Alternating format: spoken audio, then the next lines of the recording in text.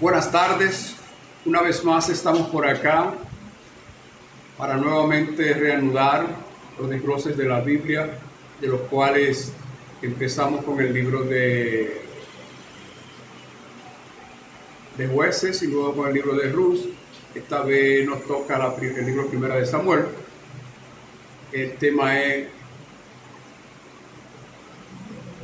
Samuel, la muerte de la carne. Primera de Samuel, tema, la muerte de la carne.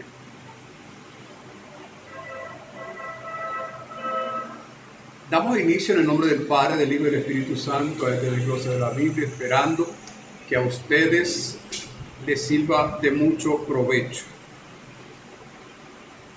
En el Antiguo Testamento resulta maravillosamente claro a la hora de presentar un estudio de personas o de grupos que llevan una vida normal o fuera de lo normal. Cualquiera que haya hecho un curso en psicología sabe que en el texto los estudios de personas o grupos sirven para ilustrar los principios que están siendo enseñados. En términos de personas o de incidentes reales, y todo el Antiguo Testamento es así, lleno de los más fascinantes estudios de casos que sirven de ejemplo de los principios de Dios que quiere que nos conozcamos. Sin embargo, en algunas ocasiones se encuentran ocultos con enigma. Si le gusta a usted los criptogramas, los crucigramas y las adivinanzas, disfrutará usted descubriendo estas verdades del Antiguo Testamento. ¿Habrá leído usted su Biblia, al menos en sentido figurado, con el Antiguo Testamento en una mano y el Nuevo en la otra, comparándolos todo el tiempo con su mente? En ellos se encontrará usted y el estudio de su propio caso reflejado. Primera de Samuel es la historia de dos hombres, de Saúl y de David. Estos dos hombres nos sirven de ejemplo para mostrarnos los dos principios que hay en el corazón de todo creyente, que se esfuerza por andar en la presencia de Dios. Son los principios de la carne y de la fe. Saúl es el hombre que representa la carne y David el que representa la fe. El creyente carnal y el creyente espiritual. El hecho de que estos dos hombres fuesen reyes es un precioso ejemplo de la supremacía de la voluntad en la vida humana. Como muestras el libro de Esther, cada uno de nosotros es un rey sobre un reino y nuestra voluntad es suprema en nuestra vida y ni siquiera la transgrede la voluntad de Dios. Gobernamos sobre el reino de nuestra vida y nuestros asuntos, sobre las cosas que nos conciernen personalmente, así como aquellas otras que tienen un impacto y ejercen una influencia sobre la vida de otras personas. Por lo tanto, lo que usted, el rey, diga y haga influencia todo el reino sobre el que usted reina. Estos dos reyes sirven de ejemplo de estos dos principios que están en conflicto en la vida de usted y en la mía. Saúl es un ejemplo de la ruina causada por la voluntad que depende de la carne. En David tenemos un precioso ejemplo de la bendición que produce la mente que actúa conforme al Espíritu. El ocuparse de la carne es muerte, pero el ocuparse del Espíritu es vida y paz. Romanos 8:6. En Primera de Samuel, las vidas de estos dos hombres sirven de ejemplo de este conflicto. El libro comienza, de hecho, con la historia de un tercer hombre, de Samuel, que es la expresión humana de la voz de Dios, hablándole tanto a Saúl como a David. Usted y yo tenemos en nuestra vida la expresión de la voluntad de Dios para nosotros por medio de su palabra, transmitida por aquellos hombres y dirigentes de iglesia que nos enseñan y nos explican la palabra de Dios. Nos habla de manera objetiva, además de subjetiva. Samuel es una imagen de ello. Estos tres hombres sirven para establecer la parte en que se divide este libro. Los primeros 7 capítulos nos hablan acerca de la vida de Samuel. Los capítulos 8 al 15 son acerca del rey Saúl, el hombre según la carne. De los capítulos 16 al 31, David, el hombre de fe. Se destaca como ejemplo de la mente que descansa en el espíritu. Samuel fue el último de los jueces y el primero de los profetas. Los acontecimientos que se mencionan en este libro tienen lugar después de que Israel ha estado viviendo 300 o más años gobernado por jueces. Durante ese tiempo sucedió el episodio de Ruth. Samuel es el instrumento elegido por Dios para concluir el gobierno de los jueces e introducir el principio del ministerio profético y de la monarquía. El libro empieza con la maravillosa historia de Ana, una mujer estéril, esposa de Elcana. Este hombre tenía 2 mujeres. La otra mujer era una mujer prolífica que ridiculizaba y se burlaba de la esterilidad de Ana. La esterilidad de Ana es muy simbólica al aparecer al principio mismo del libro, porque es un ejemplo del estado espiritual de Israel en esos momentos. El pueblo al que Dios se le había manifestado había caído en un estado de absoluta infertilidad e infructuosidad. El sacerdocio que había establecido Dios junto con el tabernáculo y sus rituales, es decir, los medios de los que se podía valer el pueblo para tener acceso a él, estaba empezando a desaparecer. La causa de esta situación la encontramos en el capítulo de Ana. Después de que fuese contestada la oración que había hecho a Dios y de que le diese un hijo llamado Samuel. Toda mujer debería memorizar este glorioso cántico. En él, Ana es una imagen del problema del que se ocupa esencialmente el libro. No multiplique las palabras de orgullo y altanería. Cesen las palabras arrogantes de vuestra boca, porque Jehová es el Dios que todo lo sabe. A él le toca pesar las acciones. Los arcos de los fuertes se han quebrado y los débiles se ciñen de vigor. Ana decía esto después de haber recibido lo que le pedía a Dios. Y este cántico le está demostrando a la segunda mujer que se burlaba de ella, de que en Dios todo se puede. Primera de Samuel 2, 3 al 4. El resto del canto destaca de una manera magnífica la habilidad que tiene Dios para exaltar a los humildes y humillar a los orgullosos.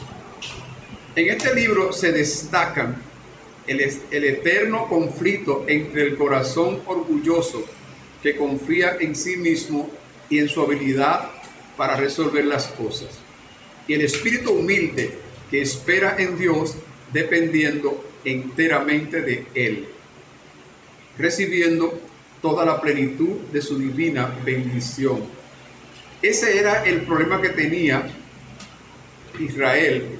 El sacerdocio estaba fallando, no porque hubiese algo de malo en él, en el sacerdocio del Señor Jesucristo, sino porque el pueblo se negaba a inclinarse ante el Señor, se negó a buscar ser limpio y a dejar atrás su adoración a los ídolos.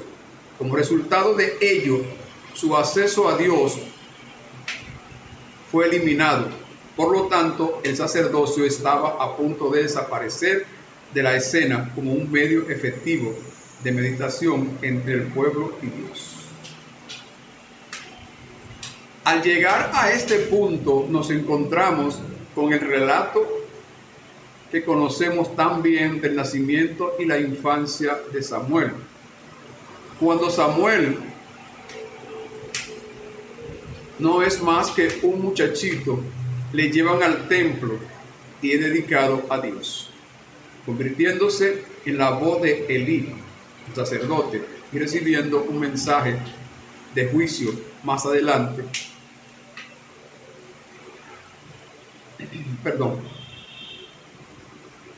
Se convierte en la voz de Dios ante la nación. En especial, los dos reyes Saúl y David, los primeros 7 capítulos nos cuentan la histórica acerca del deterioro de Israel. El arca de Dios, aquel lugar donde Dios mismo escribió su nombre y donde moraba, su presencia fue tomada por los filisteos, que se llevaron a su propio país debido a que Elí, el sacerdote, no consiguió que sus hijos le obedeciesen, porque es una poderosa palabra de advertencia acerca de la actual delincuencia juvenil. Y a pesar de que su corazón era recto, es eliminado del sacerdocio, y cuando nace el nieto de Elí, su madre le pone el nombre de Icabod, que quiere decir gloria desaparecida. Aquí Israel llega a uno de sus estados más bajos de toda su historia nacional. Entonces es cuando aparece en escena el rey Saúl. En el capítulo 8, versículos 4 y 5 de Primera de Samuel, el pueblo exige que les sea dado un rey como tienen las otras naciones.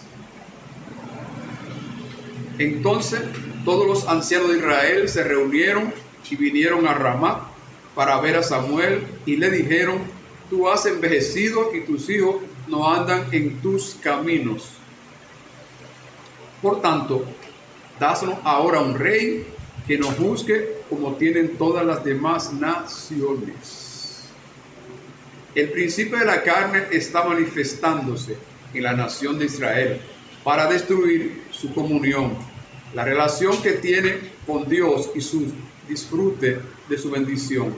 El mismo principio se halla entrelazado en la vida de cada cristiano y puede expresarse de muy diversas maneras, que están claramente indicadas en todo este libro. La primera es que le sea concedida autoridad al resto de las naciones, en otra palabra, que pueda seguir adelante con sus asuntos como lo hace el resto del mundo. Si nuestra mente la tenemos puesta en la carne, deseamos interponer el principio de la perspicacia en los negocios, en todo lo relacionado con la iglesia, deseando adoptar las tácticas de venta del mundo, sin confiar en la estrategia del Espíritu Santo. Nombrando un comité que planee un programa, y entonces le pedimos a Dios que intervenga, lo bendiga y haga que funcione. Aunque es nuestro programa, en lugar de ser el suyo, este principio está siempre funcionando, reflejado en el rechazo por parte de Israel. La autoridad y la soberanía de Dios y su deseo de ser gobernada como todas las demás naciones.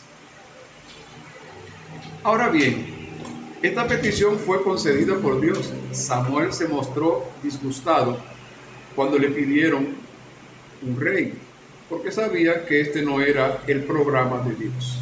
De modo que oró al Señor y él le dijo a Samuel: oye la voz del pueblo en todo lo que ellos te digan, porque no te han desechado a ti, sino a mí me han desechado, para que no reine sobre ellos, conforme a todas las obras que han hecho desde el día que los saqué de Egipto hasta hoy, dejándome a mí y sirviendo a dioses ajenos.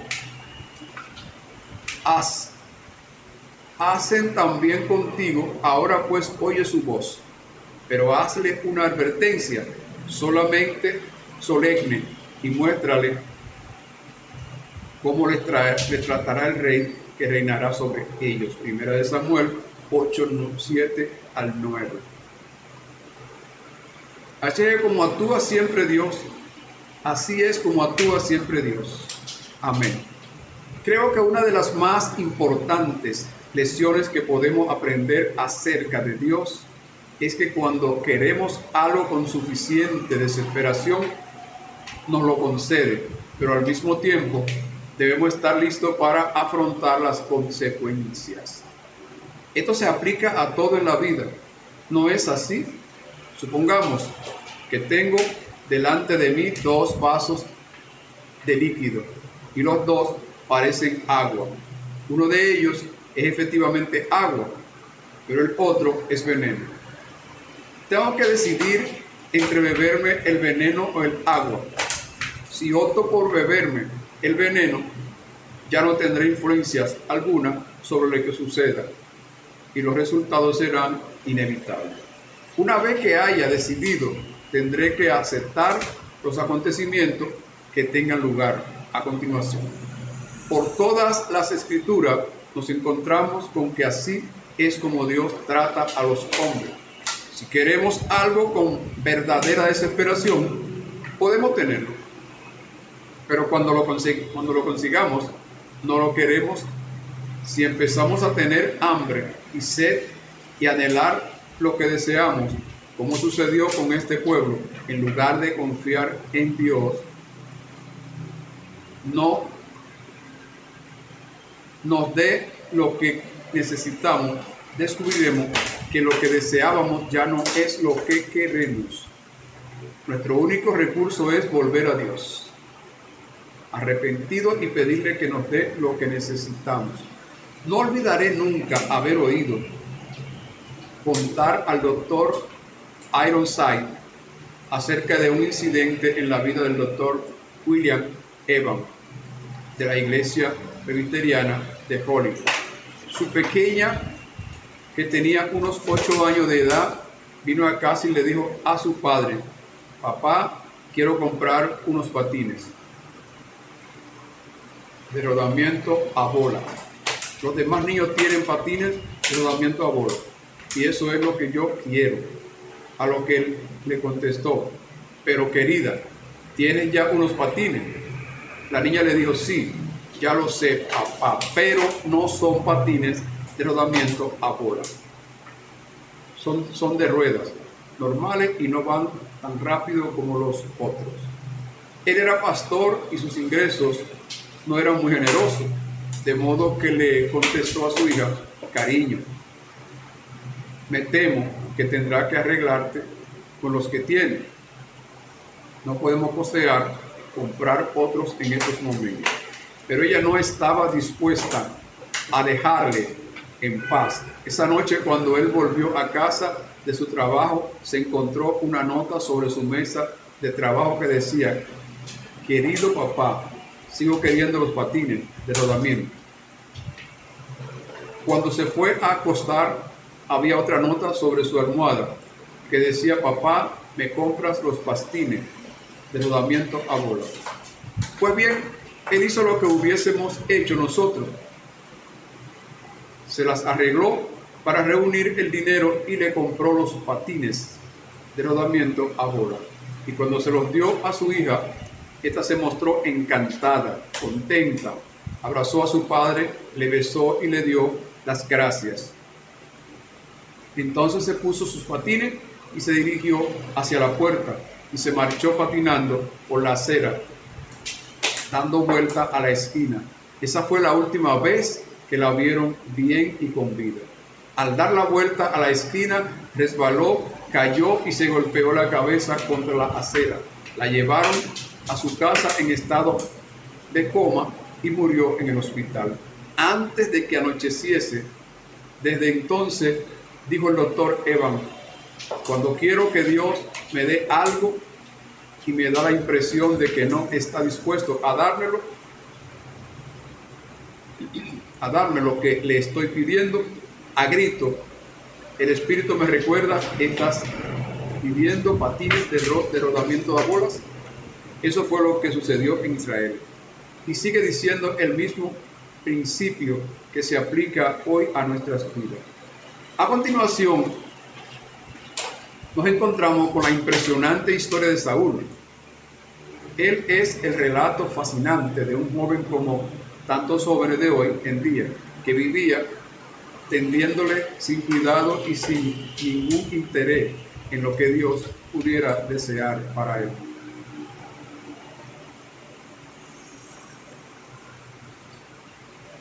Él estaba muy ocupado participando en el negocio de los burros con su padre, y los burros requieren mucho cuidado.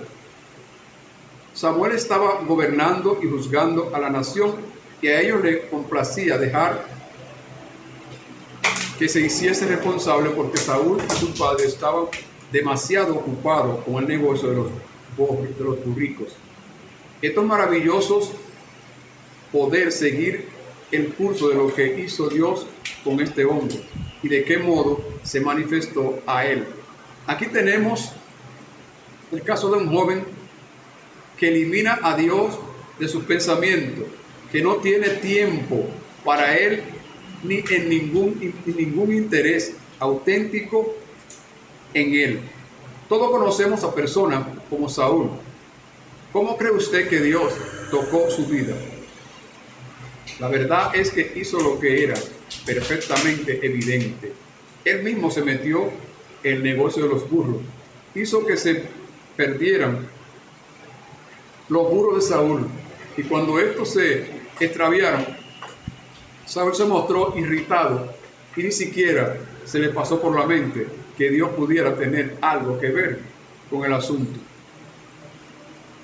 Lo único que se le ocurrió fue que era posible que alguien hubiese dejado la verja abierta por la que salían a pastar, abierta por lo que salió en busca de los burrillos.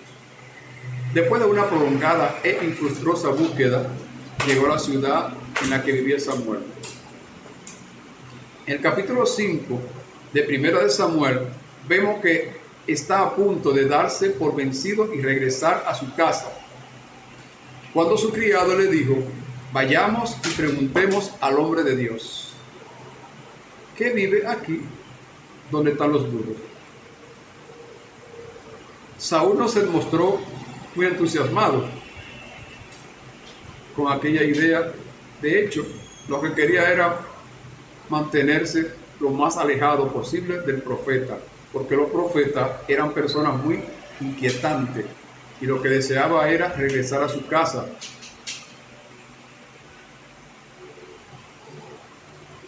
Pero el criado prevaleció sobre él para que fuese a ver a Samuel. Y ante la sorpresa de Saúl, Samuel estaba esperando.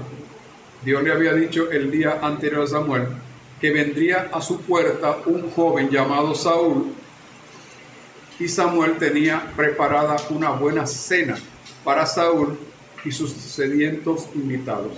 Y Saúl, ante consternación, era su invitado de honor y apenas sabía lo que estaba sucediendo. Los dichosos burros le habían metido en aquel lío y lo que quería era salir de él tan pronto como fuese posible. Pero Samuel le llevó a un lado cuando acabaron de cenar y le anunció algo realmente asombroso. Dios te ha ungido, le dijo Samuel, para ser rey de Israel. 10:1 de 1 de Samuel. Saúl había salido con el propósito de buscar a los burros y había acabado como rey de Israel. Y no tenía el más mínimo interés en el trabajo, pero Samuel le dijo que Dios le enviaría 3 señales de que estaría con él, y luego le envió a casa. Y claro, aquellas señales se cumplieron 1, 2 y 3. La primera era que se encontraría con un grupo de profetas y el Espíritu de Dios se posaría sobre él y comenzaría a profetizar.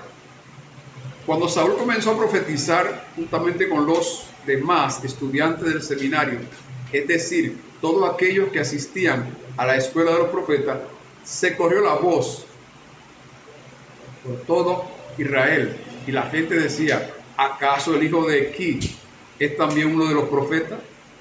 1 de Samuel 10:11.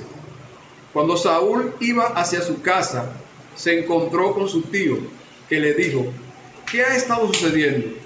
A lo que Saúl le contestó: salí en busca de los burros y me encontré con Samuel, y me dijo que los burros ya se encontraron. 1 de Samuel 10:14 al 16.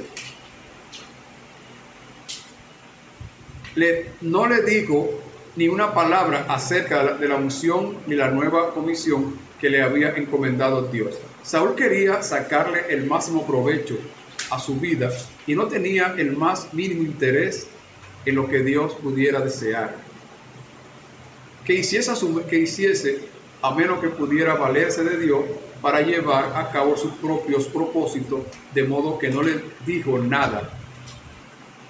Pero Samuel no había acabado con él. Le dijo al pueblo de Israel que Dios había escuchado la petición de ellos y le iba a dar un rey de acuerdo con sus deseos. Samuel reúne a todo el pueblo con el fin de echar suerte para elegir un rey.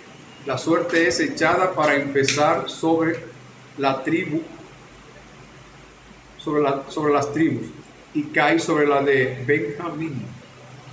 A continuación, sobre el grupo familiar, y recae sobre la familia de Qui. Y a continuación, sobre las diferentes personas, y recae sobre Saúl.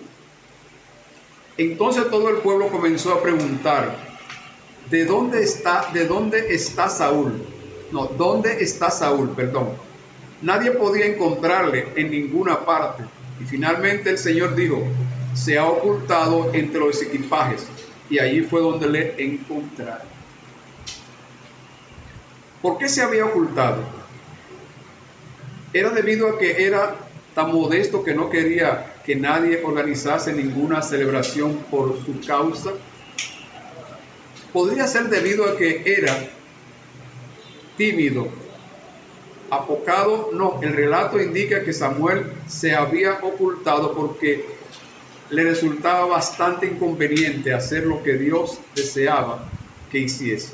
Quería vivir su propia vida a su manera y estaba intentando alejarse del llamamiento de Dios. Eso pasa hoy en día con muchas personas, incluyéndome a mí. Pero Dios le había llamado y fue coronado rey. Al hallarse en medio de todo aquel pueblo